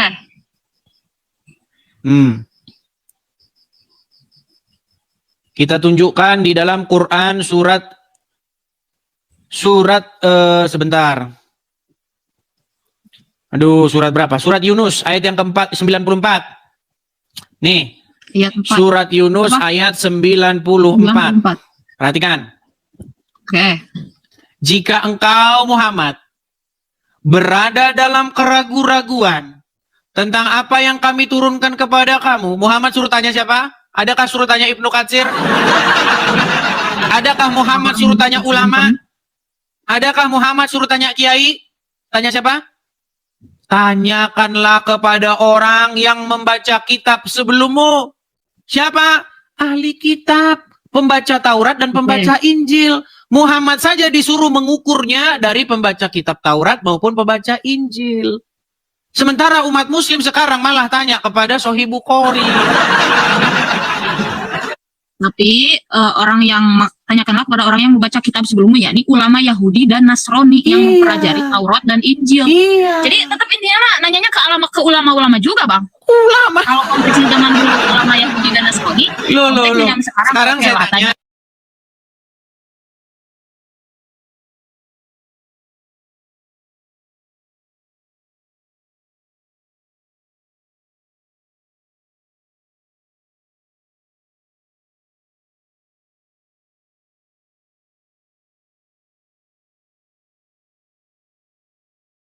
suruh ke ahli yang kitab sebelum kamu. Apa itu? Taurat, Injil, dan Taurat Zabur. dan Injil. Karena di dalamnya terdapat petunjuk dan cahaya, betul? Ya, betul. Nah, sekarang umat muslim adakah mencontoh Muhammad? Tergantung orangnya kayaknya. Ada yang naik, iya kan? Loh, kalau Saya kamu belum. zaman sekarang Kalau umat saya belum. muslim malah membenci Yahudi dan Nasrani. Bahkan dan Nasrani. Bahkan mereka tidak Nasrani. Bahkan mereka tidak Nasrani.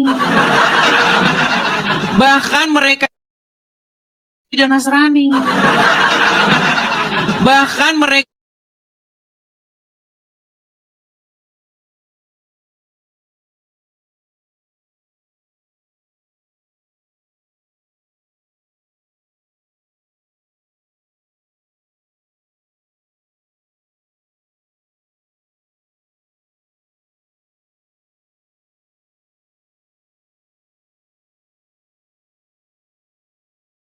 Salah satu dari mereka di jalan, ya, maka Maka? desaklah ia ke jalan yang sempit, suruh mendesak mereka ke jalan yang sempit, betul? ya. Ini kan ajaran kalian kan? Ajaran Bukhari? Enggak. Ajaran Muslim? Tapi kan itu ada penjelasan hadisnya. Penjelasan hadisnya. Di mana dalam hadis ini penjelasan hadis di mana? Makanya saya bilang kepada Yahudi dan Nasrani, di dalam hadis suruh mendesak mereka ke jalan yang sempit. Makanya kalian ini lebih senang mengikuti kitab karangan Bukhari, karangan Sahih Muslim. Akhirnya kalian malah membenci mereka. Seperti yang dilakukan oleh Don Ditan. Duduk-duduk dengan Yahudi KW. Sosok membahas Kristen. Ini yang dilakukan ini. Bagaimana Don Ditan nih. Ya. Dengan Billy Yahudi. Om Billy Yahudi nih. Nih. Ya, tapi Yahudi gadungan. Nih. Nih ya, saya kasih tunjuk ya. Bagaimana Don Muhammad kan Ditan. pernah bermuamalah dengan kaum Yahudi dan Nasrani. Berarti itu boleh bermuamalah sama kaum Yahudi dan Nasrani. Nih, saya kasih contoh nih. Itu bukan berarti harus membenci. Perhatikan Jadi nih. hadis Ini lihat. Lihat Abang ini. cuma satu yang pahamnya. Tapi kalau semua hadis itu Abang Sebentar. pelajari, pasti akan bisa Oke. memahami Oke. Islam secara utuh. Baik. Ini Dondi, dia ngobrol di podcast dan mereka duduk bersama seorang yang ngaku-ngaku Yahudi. Ya taruhlah dianggap Yahudi lah. Nah ini orangnya namanya Billy. Ini babak belur terus ini saya bikin kalau diskusi nangis terus ini mewek. Nah, perhatikan apa kata Al-Qur'an? Apa kata Al-Qur'an? Nih. Perhatikan ya. Oke. Nih. Nih, perhatikan. Akan kalian dapati, nih, perhatikan ya. Nih, ini ayat Al-Quran. Bentar, blur. Nih, di dalam Al-Quran, surat yang kelima, ayat ke-82. Pasti kamu akan dapati orang yang paling keras permusuhannya terhadap orang-orang beriman adalah orang Yahudi dan orang-orang musyrik. Dan pasti akan kamu dapati orang yang paling dekat persahabatannya dengan orang-orang beriman adalah orang-orang yang berkata, sesungguhnya kami adalah orang Nasrani. Menurut Al-Quran, orang yang paling dekat persahabatannya dengan orang yang beriman itu orang yang berkata, kami orang Nasrani. Justru paling keras permusuhannya dengan Muslim, dengan orang yang beriman, adalah orang Wahyudi. Lanjutin Bang, itu ada Tapi malah sekarang mereka yang bikin demikian itu podcast karena dengan di orang antara mereka Wahyudi. terdapat para pendeta dan para rahib. Juga apa itu? Lanjutannya yang demikian itu karena di antara mereka terdapat para pendeta dan para rahib. Juga karena mereka tidak menyombongkan diri. Betul. Jadi menurut Al-Quran siapa orang yang paling keras permusuhannya dengan orang yang beriman? Quran surat berapa dulu? Saya lihat asbab Surat nuzulnya yang bagaimana. kelima atau surat Al-Maidah ayat ke-82. Waduh, Muslim tidak mengerti Al-Quran. Oh ya lupa, kalau ngerti Quran pasti nggak Islam lagi. Quran surat Al-Maidah ayat ke-82.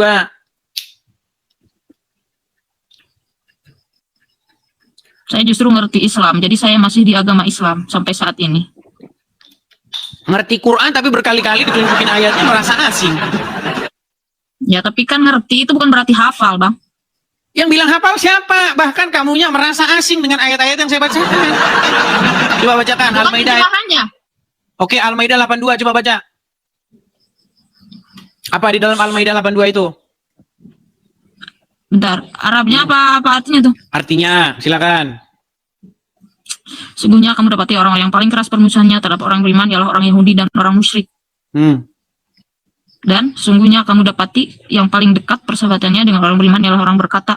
Orang yang berkata, sungguhnya kami ini orang Nasrani. Oke. Jadi menurut Al-Quran, orang yang paling dekat persahabatannya dengan beriman siapa? Orang Nasrani waktu Orang itu. Nasrani. Yang paling berat permusuhannya dengan Muslim siapa? Orang Yahudi waktu itu. Orang Dan Yahudi. sekarang. Tapi karena orang Islam nggak tahu apa-apa, ini yang dilakukan orang Islam sekarang. Perhatikan. Nih. Tapi ayat Mereka ini ini. dengan An-Najasyi dan teman-temannya. Ini. Yang Mereka duduk-duduk Islam bersama hijrah dengan ke Wahyu. Najasyi. Nah, Nih, jadi waktu itu di podcastnya emang orang Dondi Nasrani Tan nih. Raja lihat nih. Najasyi yang ada Dondi di lagi Ethiopia sekarang, duduk-duduk Bang. bersama Wahyu. Dol. Nih, Kasih saya waktu untuk ngomong. Oke. nih. Sesungguhnya orang yang paling dekat persahabatannya yaitu mereka yang berkata kami ini adalah orang Nasrani. Nah, mereka yang berkata seperti itu pada waktu ayat itu diturunkan, yaitu orang-orang Najasyi. Raja Najasyi itu kan waktu itu beliau beragama Nasrani dan menolong orang Muslim yang hijrah ke negeri Habasyah di Ethiopia sekarang. Begitu, mereka melindungi Harus umat Muslim yang dipelintir katanya kan. Jadi mereka tidak akan berhenti Nah, mempelintir ini kan- ayat Qur'annya, teman-teman. Selalu mereka akan pelintir itu. Saya tidak akan mempelintir, tapi ini nih. Apakah itu ayat Al-Quran? Apakah itu ayat Al-Quran? Meriwayatkan dari Ibnu Abbas bahwa ayat ini diturunkan asbabun nuzulnya berkenaan dengan An-Najasyi dan teman-temannya, yaitu ketika Ja'far ibnu Abi Thalib membacakan Al-Quran kepada mereka di depan Raja negeri. Oke, lalu Ya, siapa mereka orang di Yahudi negeri yang paling keras Habasyah. permusuhannya? Apa? Di situ kan tidak hanya menyebut Nasrani, menyebut Yahudi juga. Yang keras permusuhannya siapa? Banyak lah Bang ini. Berat. Oke lah, tapi itulah intinya. tapi saya Besok kita akan bahas ke situ. Karena begini, yang menjadi permasalahan besar Al-Quran adalah Al-Quran menyuruh beriman kepada Injil, tapi umat Muslim tidak melaksanakannya. Dan kalau umat Muslim disuruh Saya mengikuti melaksanakan, Injil, Pak. Saya beriman pada Iya. Injil, Taurat dan Zabur. mana Injilnya? Mana Injilnya? Tapi maksudnya Injil yang tidak dirubah. Gitu, yang masih Jadi ori. kamu percaya bahwa Injil sudah dirubah? Iya, karena Al-Quran sendiri yang mengatakannya. Ada ayat Oke. Al-Qurannya. yang Benar mengatakan tidak bahwa disuruh mereka memutuskan mengubah- perkara berdasarkan apa yang ada dalam Injil? Apa Bang? Al-Quran bilang, hendaklah orang-orang pemegang Injil memutuskan perkara berdasarkan apa yang diturunkan di dalamnya, betul? Saya tidak bisa mengatakan betul sebelum ayat. Ya, karena kamu tidak tahu Al-Quran. Iya. Bagaimana mungkin Injil palsu, tapi di detik yang sama Allah menyuruh memutuskan berdasarkan apa yang ada di situ? Palsunya dari mana? Quran surat berapa? Waduh, kurang berapa terus? Besok lagi. Aduh. Besok lagi. Nanti belajar dulu, jangan kebanyakan. Kalau kebanyakan nanti tumpah. Ya. Kan abang loncat Apa yang temanya sudah saya di sana, kasih di sana, dulu, di sana. dengar, Nggak satu dengar. tema aja. Apa yang sudah saya kasih dulu itu pelajari dulu. Besok lanjut lagi, oke? Oke, siap Bang. Baik. Baik, saya rasa itu saja ya, Bu Muhammad Nazir Hussein. Semoga Terima kasih udah dikasih Anda kesempatan. mendapat kebenaran. Semoga nanti setelah Anda mempelajari agama Islam, nanti Anda akan mendapati bahwa sebenarnya apa yang selama ini Anda pelajari itu ternyata kacau balau, dan nanti Anda akan datang kepada kebenaran yang sejati, yaitu Tuhan Yesus. Karena Yesus berkata, akulah jalan dan kebenaran dan hidup. Oke? Enggak oke sih. Ya, sekarang nggak oke, tapi besok ketika kamu betul-betul mendalami, nanti kamu akan menemukan bahwa kamu sekarang setiap hari minta-minta ditunjukkan jalan yang lurus, ya kan? Insya Allah enggak. Iya. Apa arti Allah menjadi- ihdina siratal mustaqim? Tunjukilah kami jalan yang lurus. Iya, sampai sekarang kalian masih minta-minta. Tunjukilah kami jalan yang lurus. Besok, tunjukilah kami jalan yang lurus. Gitu. Lu iya, Yang enggak murtad, Bang. lu. Iya kan? Iya, karena kamu belum Minta tahu sama jalan yang Allah, lurus. Kita berada di jalan yang lurus menurut Allah. Kalau sudah gitu. ada di jalan yang lurus, kenapa minta-minta ditunjukkan jalan yang lurus? Karena bisa jadi suatu saat nanti kita nggak lurus lagi atau murtad atau gimana. Maka Kalau supaya seperti Allah itu, menjaga- kalau seperti itu, bukan tunjukkanlah kami jalan yang lurus. Janganlah kami keluarkan dari jalan yang lurus itu. Tapi karena tunjukkanlah kami ke jalan yang lurus, berarti kamu belum tahu jalan yang lurus. Nah, di dalam Injil apa yang Yesus katakan? Akulah jalan dan kebenaran. Ya, Ya, terserah itu agama abang, keyakinan abang. Saya nggak mau maksa juga, tapi saya di sini cuma buat klarifikasi bagaimana aja. begini? Coba Muhammad Nazir. apakah kamu mengikuti Muhammad? Ya. Apakah Muhammad masih kamu doakan? Bukan doakan itu Bang, sholawat. Iya, apa sholawat itu? Allahumma sholli ala Muhammad, betul? Ya. Apa artinya? Ya Allah, berikanlah rahmat dan kasih sayangmu kepada Nabi Muhammad. Ya Allah, berikanlah keselamatan atas Muhammad, betul? Limpahkanlah keselamatan kepada Muhammad dan keturunannya, betul nggak? Betul. Berarti Muhammad masih kamu doakan biar selamat, betul? Betul, karena itu perintah Allah. Kalau Iya, Allah memerintah satu-satunya begitu, Nabi saya yang masih nggak mau. minta-minta didoakan cuma Muhammad. Tidak ada Nabi yang minta-minta didoakan biar selamat, cuma Muhammad Beliau doang. meminta didoakan, tapi atas perintah Allah, umat muslim harus bersolawat. Oke, sekarang saya tanya, apakah Allah sudah menyelamatkan Muhammad? Gimana pertanyaannya? Apakah Allah sudah memberikan keselamatan kepada Muhammad? Sudah. Kalau sudah, kenapa minta-minta sama Allah supaya memberikan keselamatan kepada Muhammad? Jadi supaya ditambah derajatnya di surga sama Allah. Kurang, keselamatan dari Allah Supaya kurang. ditambah kesempurnaannya. Ya kan derajat dan kesempurnaan dari Allah itu tidak terbatas. Jadi ya Gini loh. itu konteks yang saya pahami. Jadi orang tidak Allahumma memaksa dan sholli ala ini. Muhammad, betul. Ya Allah, berikanlah keselamatan atas Muhammad, betul. Bukan keselamatan, sholli itu rahmat, kasih sayang Allah selalu tercurah sama Nabi Muhammad. Iya, artinya kamu minta supaya Allah mencurahkan keselamatan kepada Muhammad. Rahmat Bukan dan keselamatannya, betul. Enggak, bukan keselamatan artinya, rahmat itu kasih sayang. Oke lah, ya ikutilah maksud kamu, saya ikutilah. Artinya Oke. kamu meminta sama Allah supaya merahmati Muhammad, betul? Ya, menambah-nambah. Iya. Ya, dari lokatan itu, Berarti intinya kamu masih meminta-minta supaya Allah merahmati Muhammad.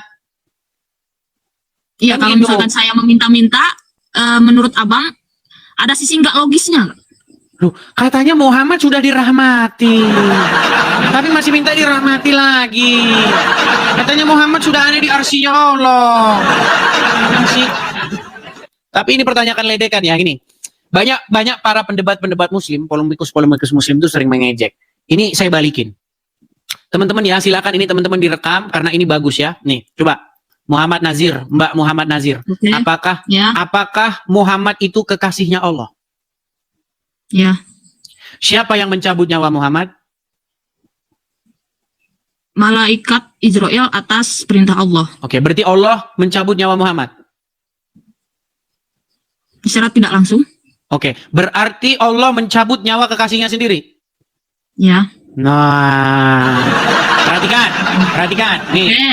Perhatikan, ini kan Mas muslim Mas sering Rasul. ngeledekin nih, Siapa yang nyabut nyawa Maryam? Tuhan. Terus Yesus Tuhan, iya, berarti Tuhan nyabut nyawa ibunya sendiri. Nah, ini saya balikin ke muslim ya, saya balikin ke muslim.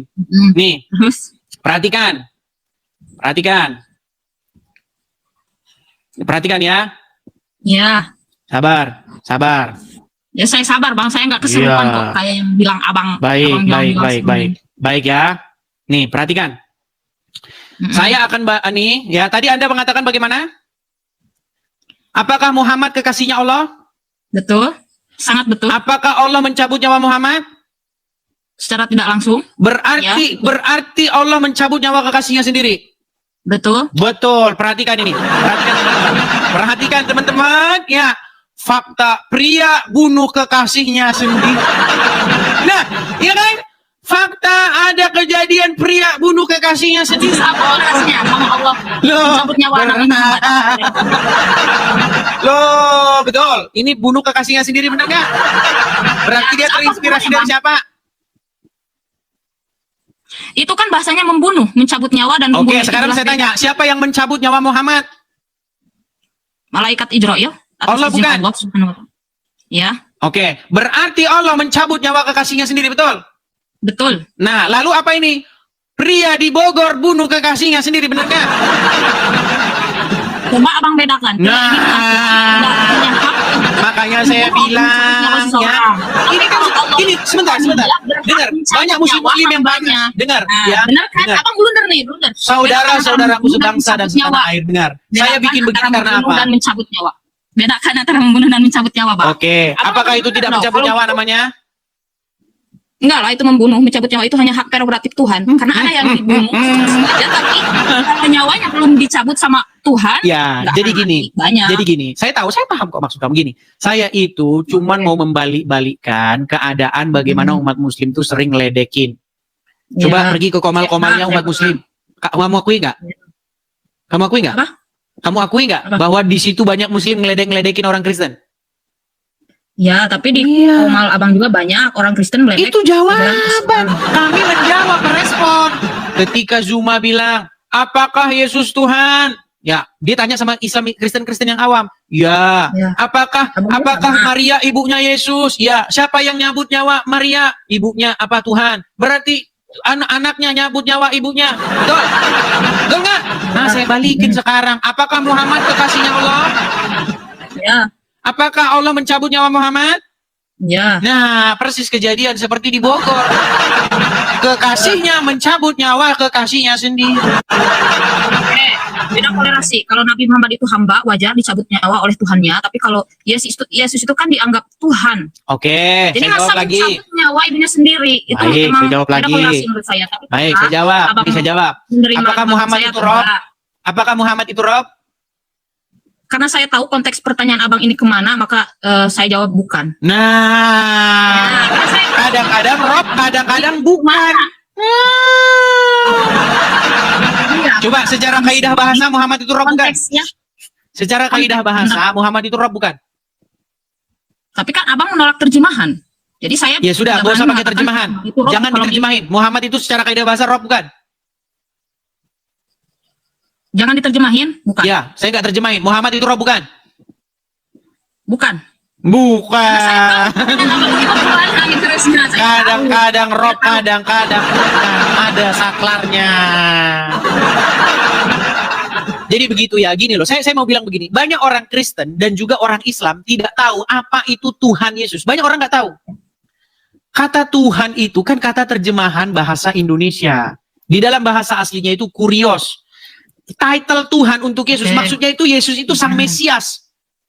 The Messiah, Sang Mesias. Saya itu keyakinan abang. Iya. Oke, saya nggak bisa. Iya, saya jelasin pun kamu tidak tahu. Keyakinan abang.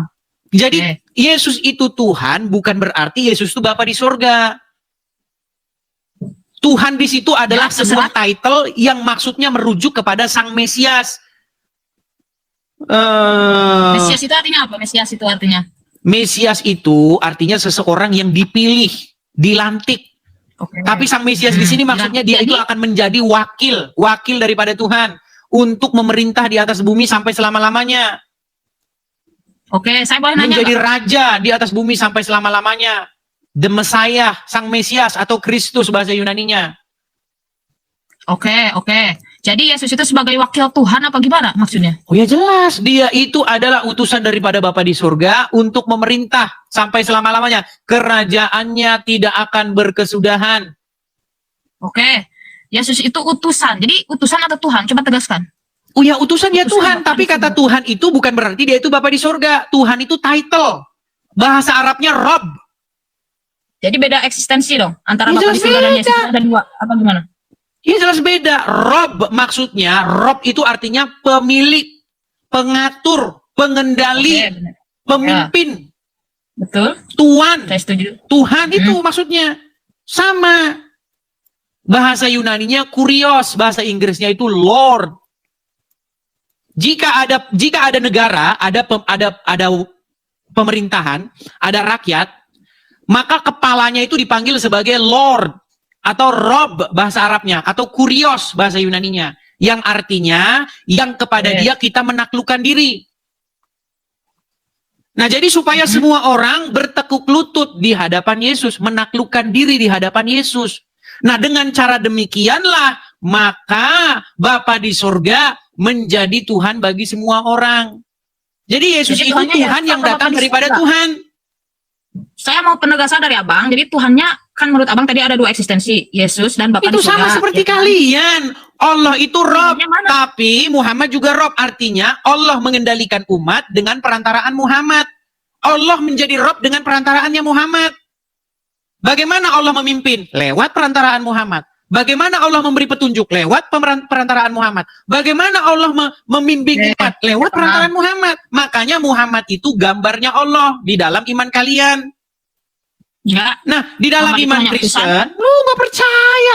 Barang siapa yang taat kepada Menurut Rasul, kepercayaan kami maka Muslim hanya sesungguhnya dia utusan telah taat Allah. kepada Allah, betul? Ya.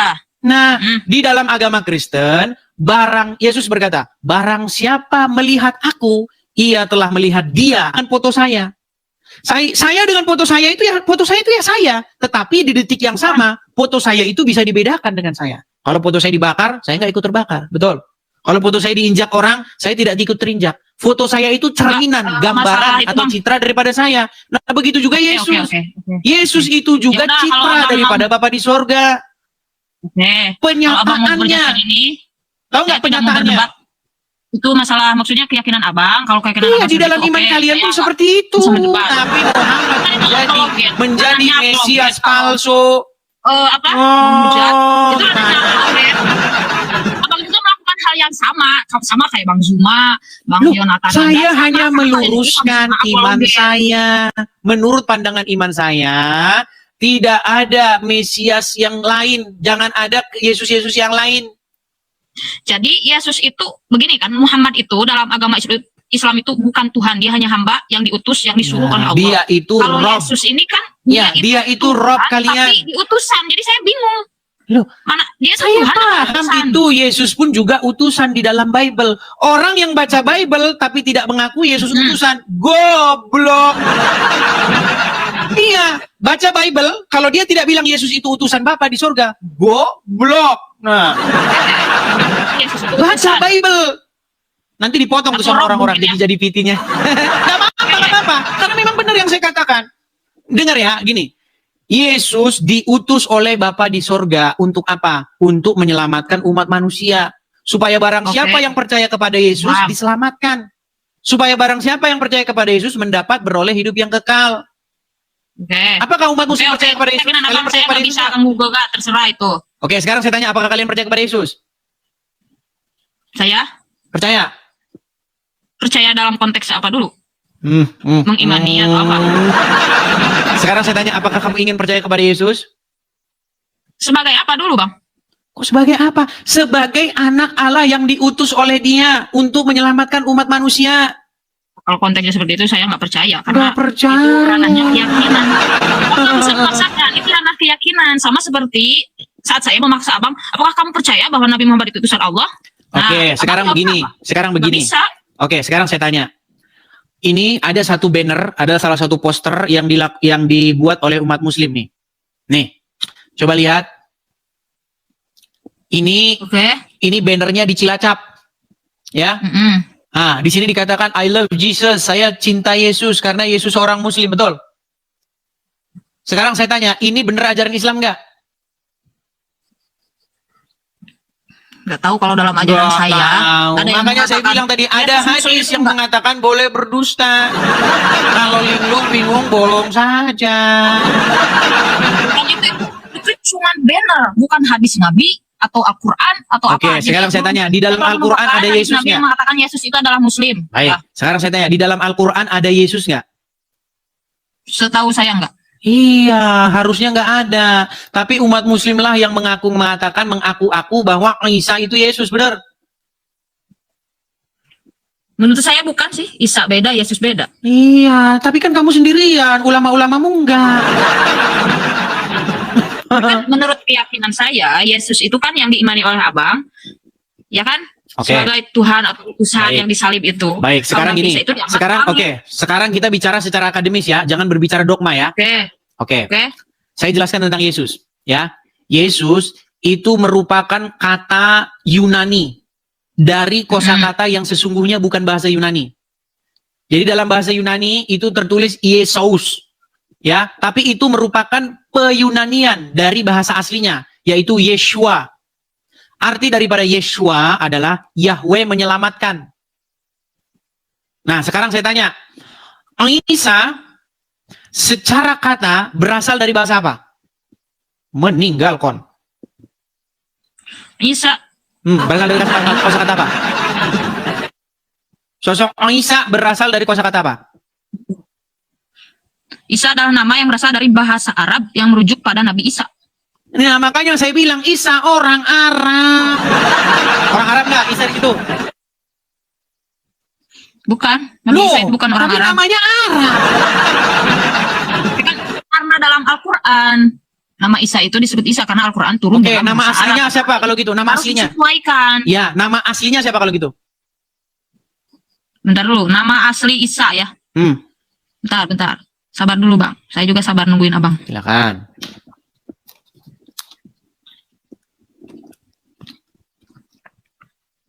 Nama asli Isa Al-Masih dalam bahasa Ibrani adalah Yesua. No. Berarti siapa di situ? Yesua. Yeshua.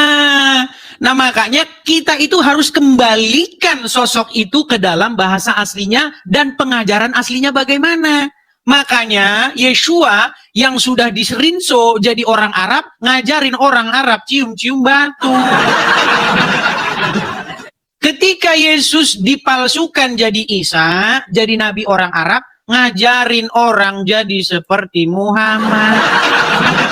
Makanya kembali kepada Yesus yang benar. Kalau sosok Isa berkata, sesungguhnya aku hanyalah hamba Allah, jadi sembahlah Allah. Karena Isa sudah dirinso jadi orang Arab. Udah digosok, udah jadi rinso dia, udah ini.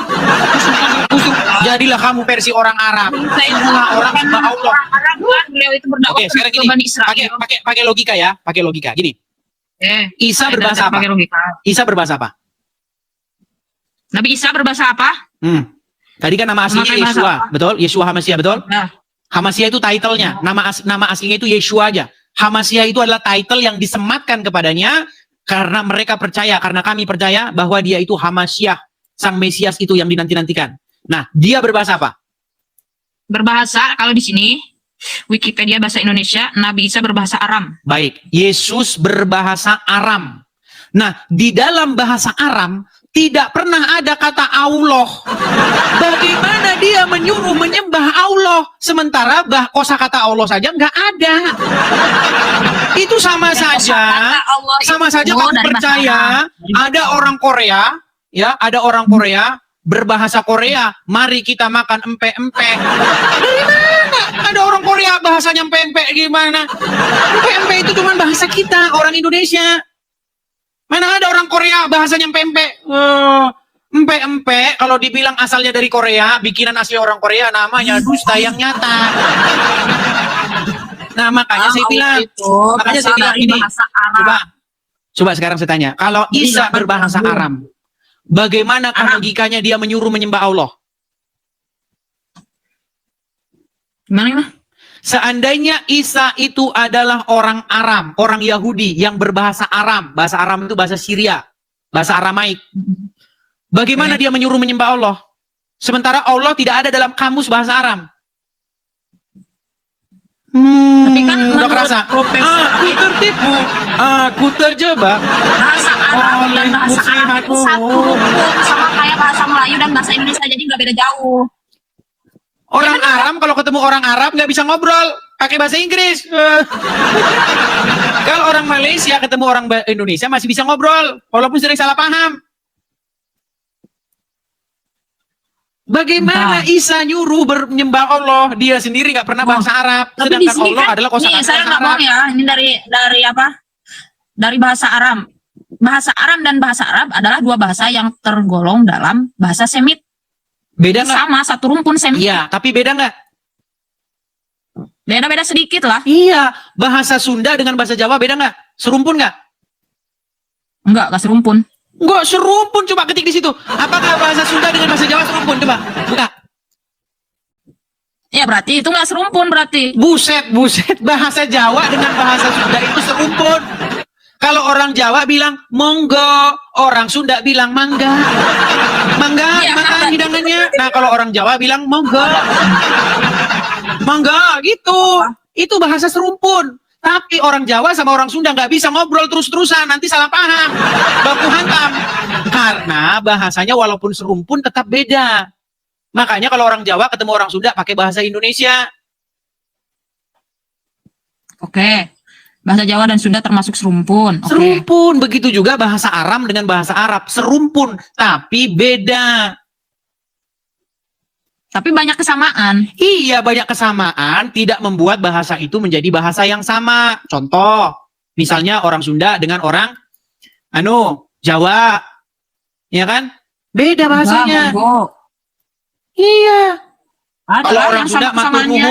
matur nuhun ya, gitu Sunda itu kan. kan matur Kalau Sunda bahasa itu Jawa matur nuhun, matur nuhun. suwun. Iya. Dikit apa perbedaannya, Bang? Iya, Matur nuhun sama tapi kalau orang matur Jawa suwun. ketemu orang Sunda, dengar, kalau orang Jawa ketemu orang Sunda bisa mereka ngobrol pakai bahasa masing-masing. Bisa. Bisa dari mana? Bisa dari mana ini orang ada-ada aja. Nggak bisa.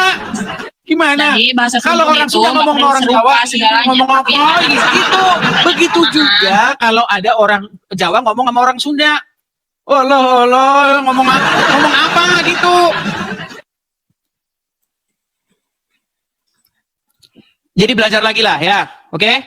Tapi serumpun dalam konteks bahasa berarti bahasa-bahasa yang memiliki asal-usul yang sama atau berasal dari satu bahasa induk yang sama. Iya. Berarti Nah, intinya induknya nanti dari- kalau kamu belajar Jadi, itu, Bang, jadi nggak kamu terlalu sudah jauh. sampai ke tahap yang paling tinggi. Nanti kamu akan simpulkan bahwa bahasa asli daripada Al-Quran itu merupakan bahasa Aram. Lalu dirubah oleh umat muslim menjadi bahasa Arab. Makanya ada ayat di dalam Al-Quran yang mengatakan, kami turunkan Quran ini dalam bahasa Arab supaya kamu paham. Karena sebelumnya bukan bahasa Arab. Saya kasih kamu contoh. Nah, sebelumnya Gini, dengar. Bentar Ini dulu. saya kasih contoh yang paling Saya nyata. bicara dulu dong. Abang Silakan. tadi ngomong dulu ini nggak fair Silakan. dong. Silakan. Oke.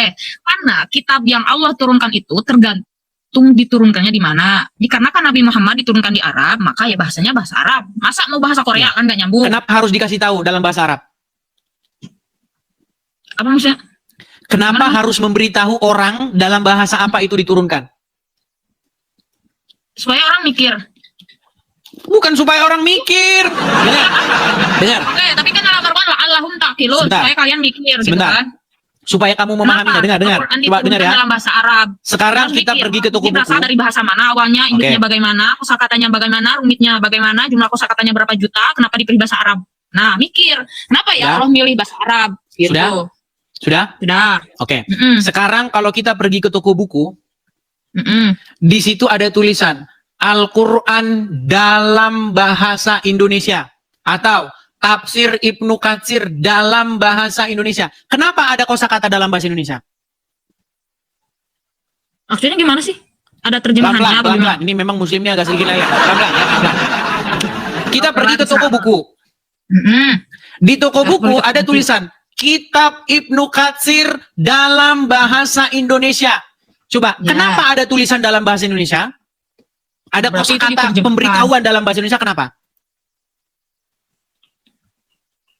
Kenapa ada pemberitahuan bahwa ya Kitab karena itu dalam ada bahasa versi Indonesia. aslinya dalam bahasa selain Indonesia. Nah, karena bahasa aslinya bukan bahasa Indonesia, makanya dikasih tahu dalam bahasa Indonesia karena sudah diterjemahkan. Nah, kosakata atau pemberitahuan bahwa buku ini dalam bahasa ini itu hanya ada di dalam sebuah penerjemahan buku. Contoh, Laskar Pelangi dalam bahasa Inggris, Harry Potter dalam bahasa Indonesia. Karena sumbernya itu sudah beda bahasa. Makanya kita tidak akan pernah menemukan novel Laskar Pelangi dalam bahasa Indonesia. Laskar Pelangi dalam bahasa Indonesia? Bukannya Laskar Pelangi memang bahasa Indonesia? Ah, kabur kan dia? Dia setelah nangkep kabur dia. Iya teman-teman. Jadi coba Anda buka koran, beli koran Sindo, ada nggak koran Sindo ini dalam bahasa Indonesia supaya kamu paham? Nggak mungkin ada. Nggak mungkin ada. Karena memang dia udah bahasa Indonesia dan aslinya bahasa Indonesia, nggak mungkin dikasih tahu gitu. Tapi ketika saya mengirim kamu sebuah buku dan saya kasih tahu dalam bahasa ini, itu menjadi indikasi kuat bahwa telah terjadi penerjemahan. Contoh, saya kirim kamu novel Harry Potter, bahasanya Inggris. Kamu balas sama saya, bro, gua nggak ngerti bro. Saya kirim lagi. Gua kirimin lo Harry Potter yang dalam bahasa Indonesia biar kamu paham. Nah, jadi kosakata dalam bahasa ini itu hanya ditemukan di dalam buku yang telah diterjemahkan. Coba, menurut keterangan orang Islam, katanya Muhammad pertama kali dapat wahyu di Gua Hira. Disuruh Iqra, bacalah. Ya kan? Bacalah dengan menyebut nama Tuhan dan seterusnya dan seterusnya. Udah bahasa Arab. Kami turunkan dalam bahasa Arab supaya kamu memahaminya. Loh. Yang kemarin bukan bahasa Arab. Yang kemarin-kemarin di Gua Hira bukan bahasa Arab. Yang di belakang-belakang kemarin. Kenapa kemarin bahasa Arab terus sekarang dibilang dalam bahasa Arab supaya kamu memahaminya? Seolah-olah yang kemarin bukan bahasa Arab. Terus saya nggak paham. Nah, itu sebenarnya PR yang sangat besar di internal umat Islam, teman-teman. Makanya ada sebuah buku yang sangat bagus, namanya The Syrio-Aramaic Reading of the Quran, atau Decoding Al-Quran. Buku itu mengungkap asal-usul Al-Quran yang sesungguhnya. Makanya nggak ada cerita-cerita Muhammad di nggak ada di buku itu. Itu cerita-cerita yang nggak bersumber dari Al-Quran.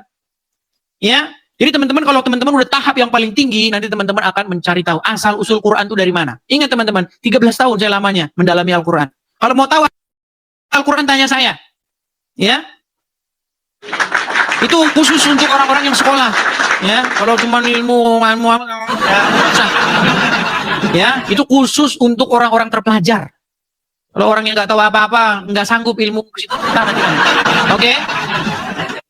Ya teman-teman dan saudara sekalian, kita baru saja menyaksikan cuplikan diskusi Idis TV dengan Mbak ini, di mana semua bukti, data, dan ayat kitab suci beserta hadis-hadis yang ditunjukkan Idis TV adalah data-data mereka sendiri, dan itu semua terkonfirmasi dari kitab sucinya mereka sendiri. Nah, namun saudara yang dikasihi oleh Tuhan, mereka mengaku dalam konteks ini, dalam video ini, dia mengaku bahwa dia sangat tahu dan paham, tetapi dia tidak tahu kalau ada ayat-ayat kitab sucinya sendiri yang mencatat tentang kelakuan-kelakuan junjungan mereka. Nah, inilah yang akibatnya mereka fokus pada kitab suci orang lain tetapi lupa akan kitab sucinya mereka sendiri. Nah, demikian juga kita saudara sebagai orang Kristen, orang percaya, juga banyak orang-orang Kristen yang sok-sok tahu tetapi tidak mengerti, tidak mempelajari kitab sucinya sendiri, sehingga hal yang sama pun juga bisa terjadi, dan itu terjadi dalam kalangan umat Kristen sendiri. Nah, karena itu Bapak Ibu Saudara, dari video ini juga menjadi pembelajaran bagi kita, motivasi buat kita untuk terus belajar, untuk semakin hari semakin memperdalam kitab suci kita sendiri, supaya kita mengetahui, kita mengerti dan memahami ya tujuan-tujuan mengapa kitab suci ini ditulis atau diberikan kepada kita ya. Itu saja dari saya, kiranya Tuhan Yesus memberkati kita semua, dan dukung terus perkembangan channel ini supaya semakin hari semakin banyak orang yang menyaksikan kisah-kisah perjalanan kehidupan para murtadin maupun dalam diskusi, dan melalui mereka banyak orang yang tersentuh, banyak orang yang tersadar, dan banyak orang yang mengerti bahwa betapa pentingnya kasih yang Tuhan Yesus berikan kepada kita ya. Demikian dari saya, Tuhan Yesus memberkati. Salam damai sejahtera, shalom.